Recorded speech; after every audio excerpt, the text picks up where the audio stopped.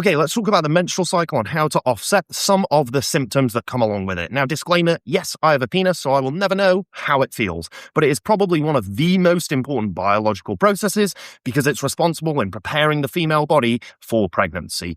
And because of that importance, it doesn't really make sense that it should feel terrible. Now, granted, yes, shedding the uterus lining and bleeding is unlikely to be symptom-free or feel good. But it does not make sense for, as I say, hierarchically, one of the most important processes to our survival as a species to be painful. And so what came from me noticing that some females were completely unaffected and others were very heavily affected is, why are they affected? And surely there are ways to offset this. And as it happens, there are.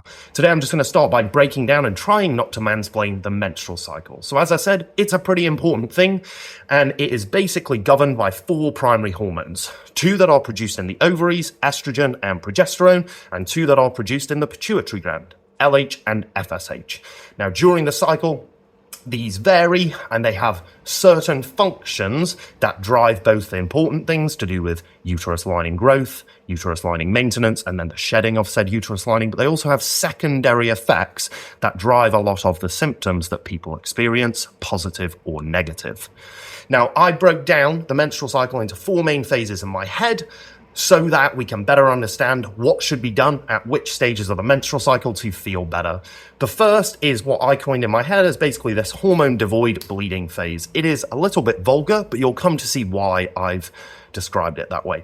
The second phase, the follicular phase, this is dominated by estrogen. It's when most people feel their best, and then that leads up into ovulation, which is actually an inflammatory-driven event, which I did not know.